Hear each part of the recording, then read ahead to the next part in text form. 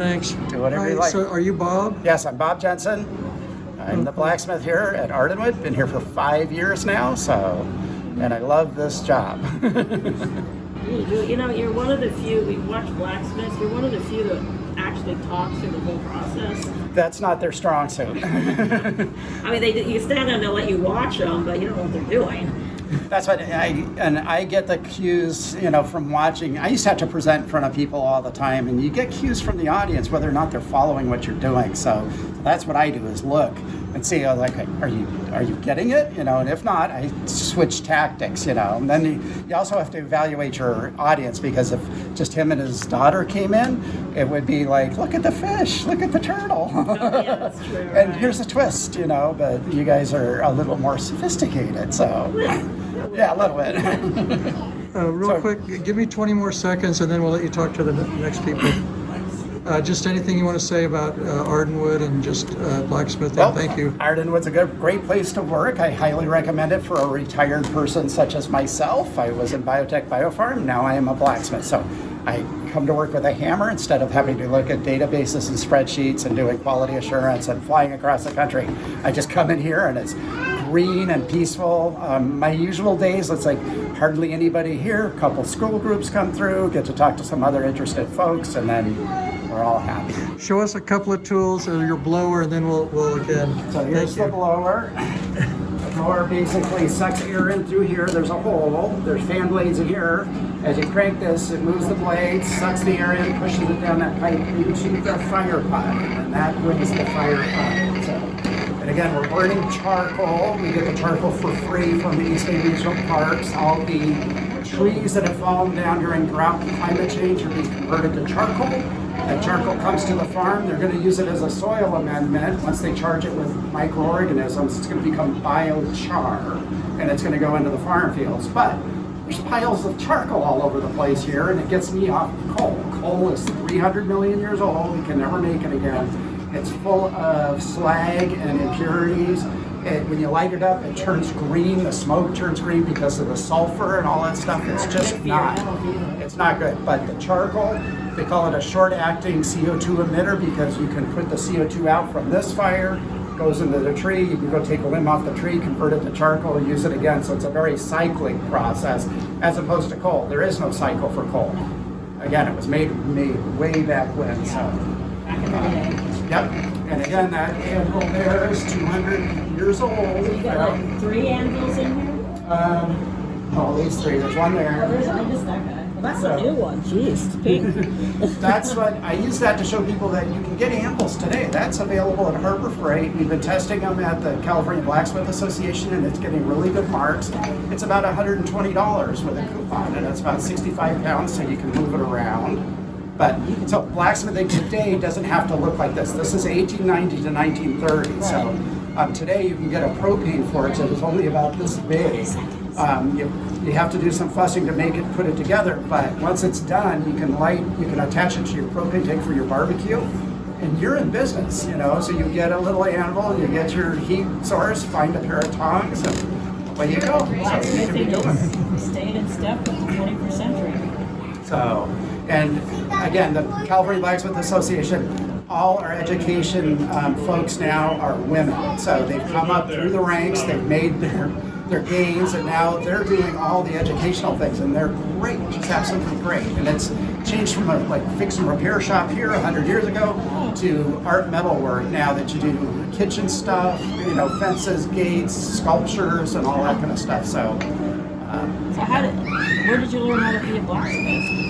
I had a very varied career, but what got me into this on a daily basis was my brother. We started, my family was young, this was like 25 years ago. Family was young, I bring them here, and I didn't know anything about blacksmithing, but we started missing each other, my brother and I. We used to be really close, and we started distancing, but then we started picking projects to be together. So first project, I wanted to build boats because I'm a marine biologist kind of guy. I did masters in fish, so doing that, built the boats, and then at the end of the boats, he's like, really love spending time with you, but I don't want to own a boat, and I don't want to make another one. Let's go blacksmithing. And we've been doing that for like 23, 24 years. So he does it too. Yeah, and he was here in California, but now he's in Texas, and we still talk once or twice a week about blacksmithing stuff. It's just incredible. So I recommend that highly, is that find somebody that you want to go through a journey with, and they keep you accountable, and it's like, and you keep discussing it, and it kind of works back and forth. So, that's good so it's been really good.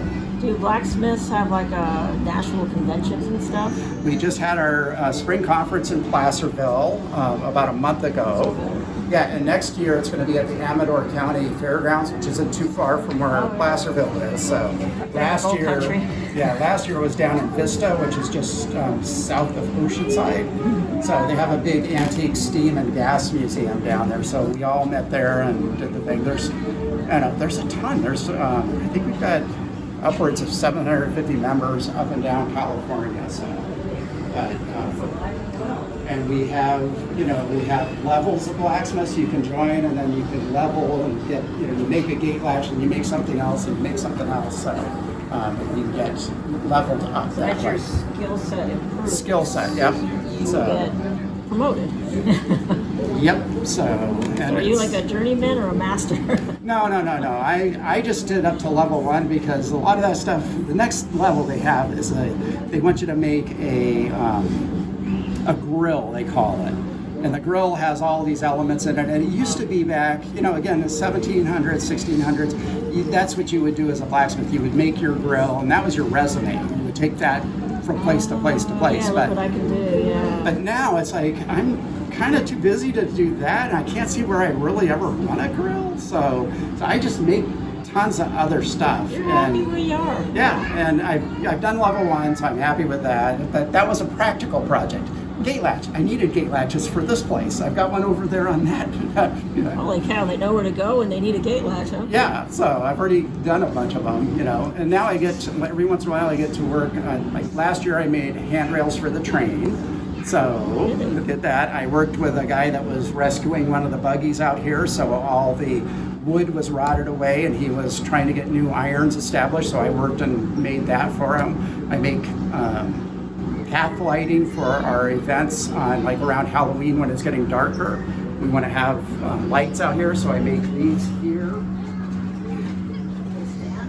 Yeah, these things here. Oh, you make those. Yep. So I make these, and they're basically stakes. Yeah. So you can hammer on this end, put it into the ground. You can put a rope here if you want to keep people out of an area, and then you can hang the little solar lights on there. So, and what got me is like we had children with disabilities here for their Halloween event, and it gets dark, and it was getting too dark for them to really see, and it's kind of unsafe. So it's like, okay, so I made a bunch of these. I made like 30 of them, so they're in a shed here someplace.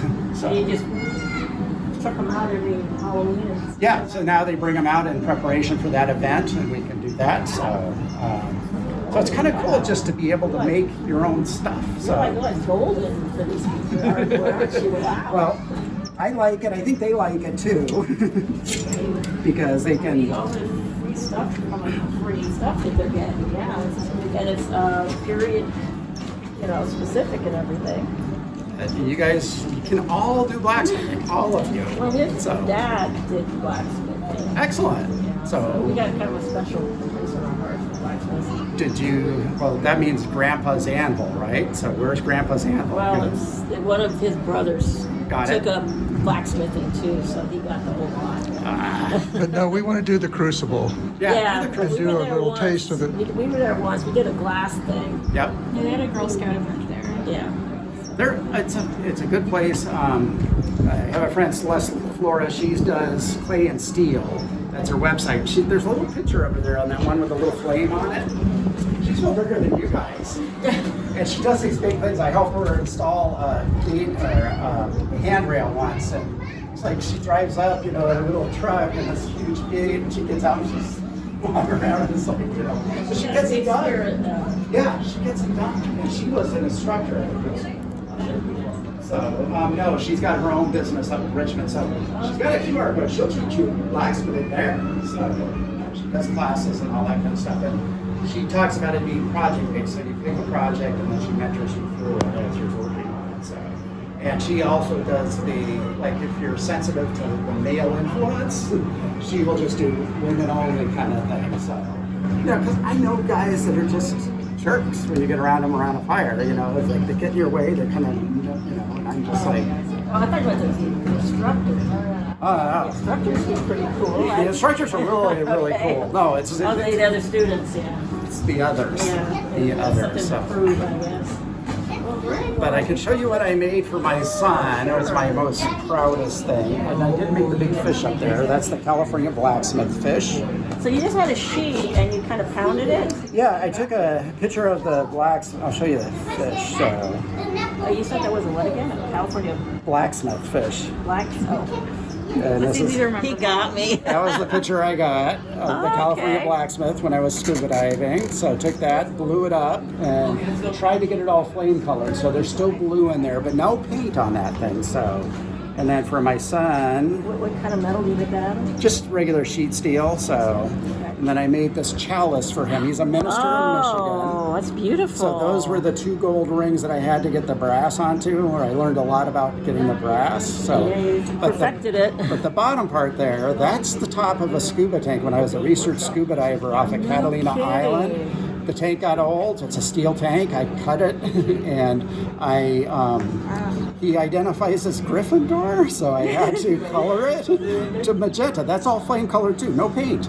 So there's no paint on it at all. So he uses that to start and stop his services. He's a Unitarian Universalist minister up there. So. Wow, that is one of a kind. It's beautiful. Yep. So and you guys can do this stuff. I mean, you just think about it, and then there's some really, really good women, Heather McClarty and Monica Coyne. They do these sculptural things. They're just incredible. So, and we get together at the events. Yeah. So they were just working. In fact, those 2 ladies, or at least I think it was Heather that was pounding on an anvil. And anvils are hard, really hard. And she was pounding, swinging a sledgehammer. She swings hard. She broke the anvil. It's just like crack. And it's like Put that on your resume. yeah. That's some flex. I can break an anvil. That's it, and they're just incredible artists, and they just work, It's just so much fun to be in one of those events. So Well, I imagine there's a lot of creative energy there. so next year, Amador County, it's not that far away. It's a little bit closer, I think, than Placerville. So You can look you guys up on the internet. yeah, so there's you already got the picture. So it's calsmith.org you look at. So. And then we're going to have a hammer in at Roaring Camp. Yeah, that's what we call it. Felton, yeah. Yeah, Felton. So up there at the Train Museum, we're going to have a thing in mid-August run by Anna. She's a blacksmith at the shop on Saturdays there, but she's doing the event. So, but if you go up there, there's going to be an area kind of roped off, so the public can't go into that. If you're a member, you can walk right in, but you can stay outside of it. But you can see everything going on, and you can kind of get your feet a little bit, wet with trying to figure out. Well, they look like nice people. They seem like they're having fun. With a So hammer off, so they give you everybody make a fish.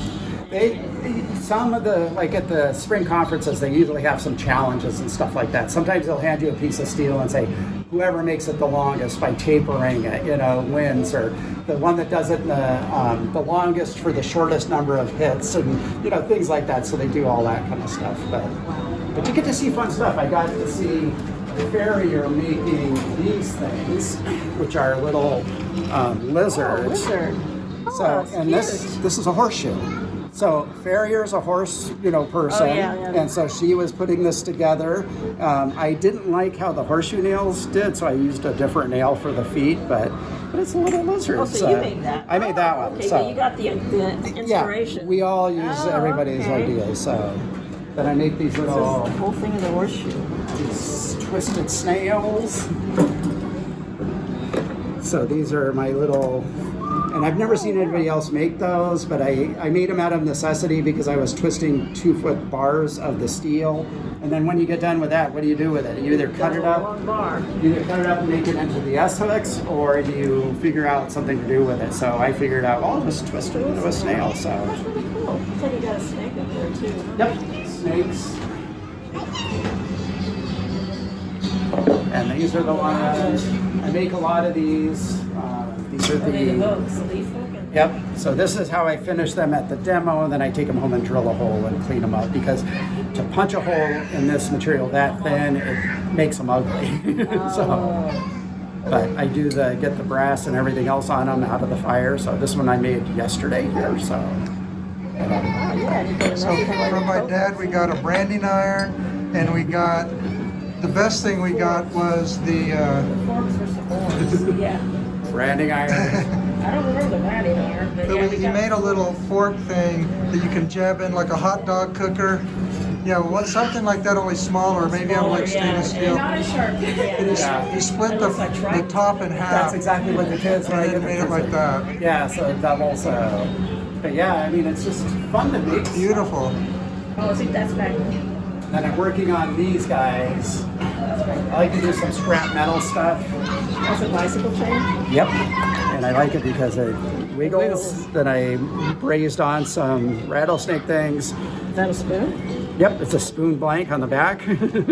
So I turn it over and I push a little thing down. I use a punch to make the eye things. Yeah. It's a little hard. I'm not used to getting it lined up yet, so. But Oh, I like how you kind of repurpose things. That's really cool. well, that's the thing. So I make these all the time. Oh, So- come and get it. This is the come and get it, but this is the part that gets repurposed. This is an old horseshoe.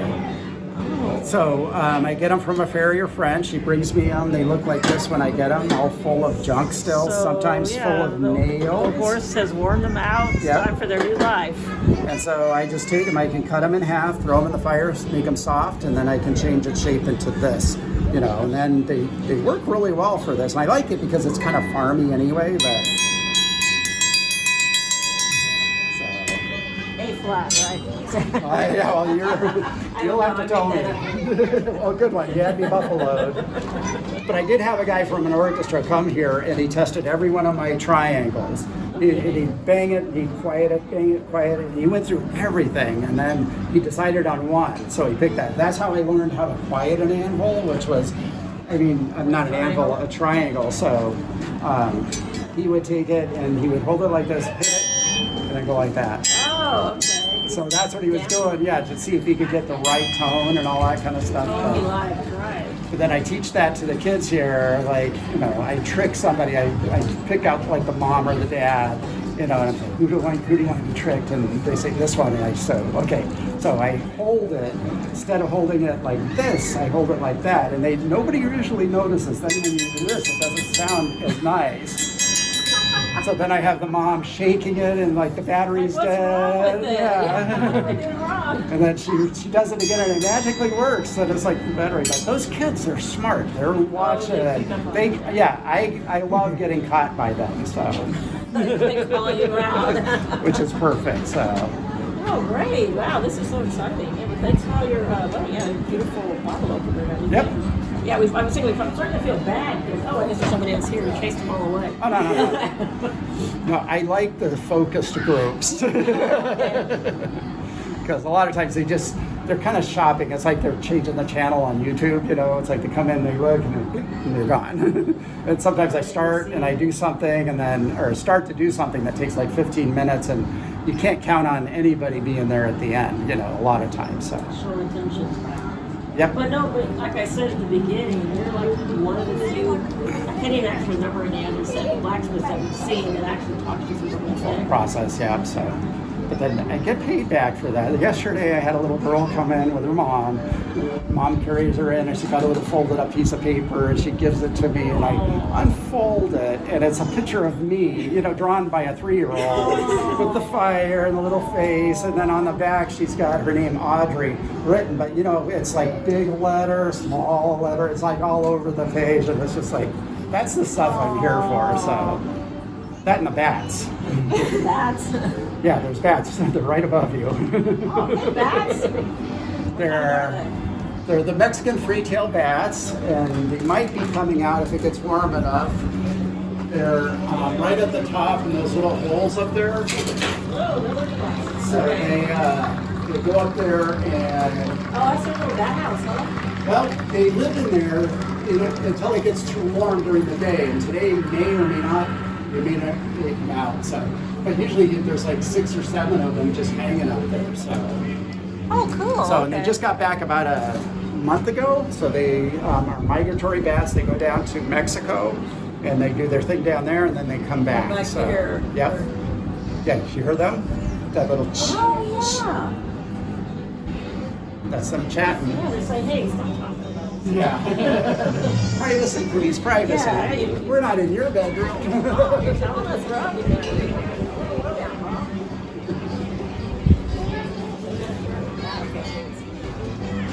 Yep, I like it. This is a fun place to be. It's today is, like I said, this is a unusual, impact on the farm and all that kind of stuff. But most days it's just very gentle. Usually it's just a mom and maybe a toddler, wandering around and that kind of stuff. So it's very peaceful. There are opportunities for volunteering here too. So, or you can become an ISA, which is the instructional student aide. So. I live up in San Ramon. It'd be a little bit of That's a pain. Yep. a little bit of a trip. You love driving. Not when they're working on 680.